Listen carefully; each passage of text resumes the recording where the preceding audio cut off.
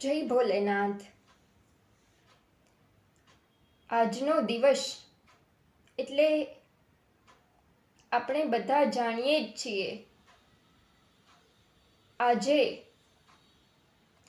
કોઈનું તન નૃત્ય કરતું હશે તો કોઈનું મન નૃત્ય કરતું હશે. તન નહીં તો આપણું હૃદય તો અવશ્ય નૃત્ય કરતું જ હશે અને કરવું પણ જોઈએ. આજનો દિવસ એટલે આપણા માટે ગૌરવનો દિવસ. હૃદયમાં એક ઉમંગ, એક આનંદ છવાયેલો છે. આજના દિવસે દરેક ભારતવાસી ગર્વ કરે છે, ગર્વ કરતો હશે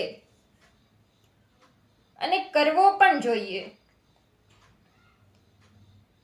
જે ભૂમિ પર આપણો જન્મ થયો છે એ કોઈ સામાન્ય ભૂમિ નથી. સમસ્ત વિશ્વમાં, સમસ્ત બ્રહ્માંડમાં જે ભૂમિનું વર્ણન થાય છે, ભારત ભૂમિ, જ્યાંની ભૂમિ પર જન્મ લેવા માટે સ્વયં દેવતાઓ પણ તરસે છે, એવી ભૂમિ. આજનો દિવસ એ આપણા બધા માટે એક આનંદનો દિવસ છે. બધા જ લોકો, ઘણા લોકો કહે છે કે વિદેશમાં એ અનેક સંપત્તિવાન છે, હીરા સોનું આદિ મળે છે, વગેરે દેશ એ સંપત્તિવાન છે, ખૂબ ધનવાન છે, જ્યાં હીરા છે, મોતી છે, મોતીની ખાણ છે, એવા દેશ છે. પરંતુ ભારત દેશ, એમની તો ભૂમિની, ભારતની માટીનો તો કણ કણ એ સોનું છે. જ્યાંની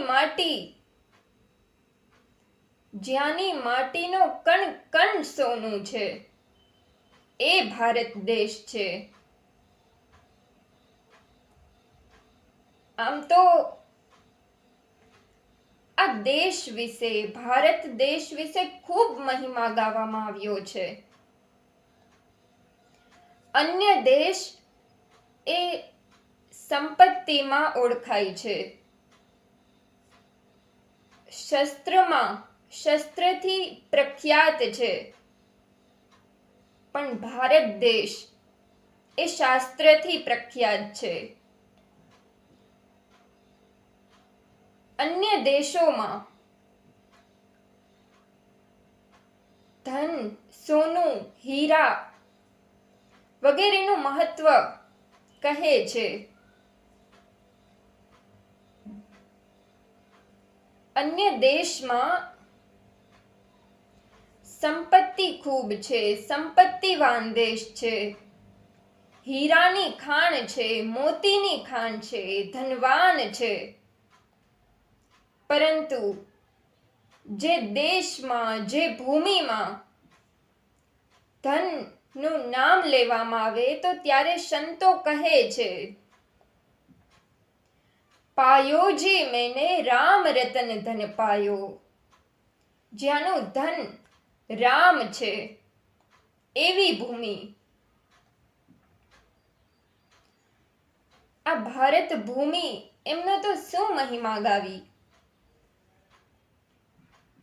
જ્યાં સંતો નિવાસ કરે છે, જ્યાંની નદી એ નદી નથી, માં છે, જ્યાંના પશુ એ પશુ નહીં પરંતુ જેમને માનો દરજ્જો દેવામાં આવે છે. અરે જ્યાં દેશને માં કહેવામાં આવે છે, જ્યાંની ભૂમિને માં કહેવામાં આવે છે, એવો ભારત દેશ.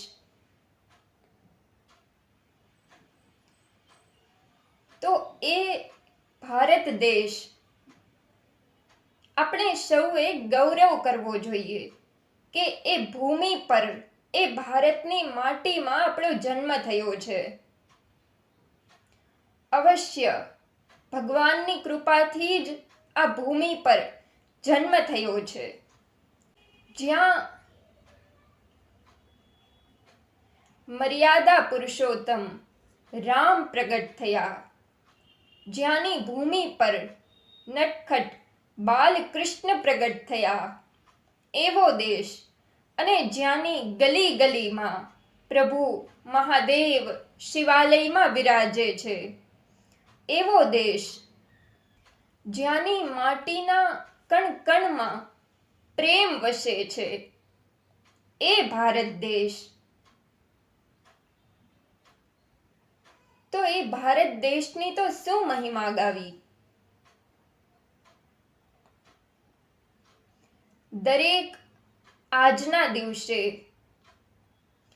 દરેક જે વીર મહાપુરુષો છે, દેશના દરેક મહાપુરુષો છે, પછી કોઈ પણ હોય, સંતો ભક્તો, જે દેશભક્તો છે, જે દિન રાત આપણા માટે દેશની રક્ષા કરે છે, દિન રાત દેશની રક્ષા માટે લડે છે, એ ભારતના વીરોને હૃદયથી આપણે સૌએ દરેકે આભાર માનવો જોઈએ.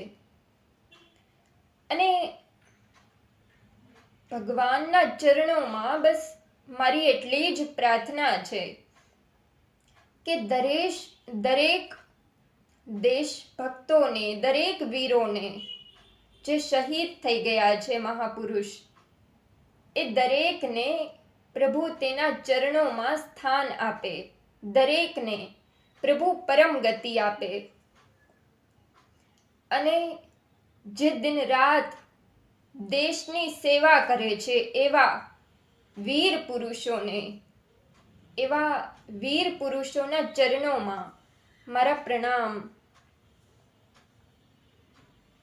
તો આવો આપણે સૌ હૃદયથી ભારતવાસી હોવાનો ગર્વ કરીએ, ગૌરવ કરીએ, અને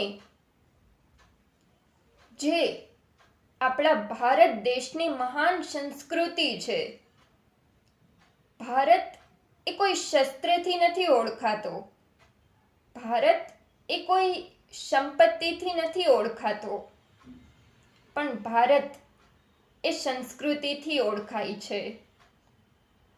તો એ દેશની આપણે સૌ સંસ્કૃતિ જાળવી રાખીએ. આજથી આપણે એવો નિર્ણય કરીએ કે મારા દેશની હું સંસ્કૃતિને જાળવી રાખું. આવો આપણે સૌ દેશ ભારતવાસી હોવાનો ગૌરવ કરીએ, અને હૃદયમાં એક આનંદથી, ઉમંગથી હૃદય નૃત્ય કરતું રહે, અને કહીએ, વી પ્રાઉડ ટુ બી ઇન્ડિયન. જય ભોલેનાથ. ભારત માતા કી જય.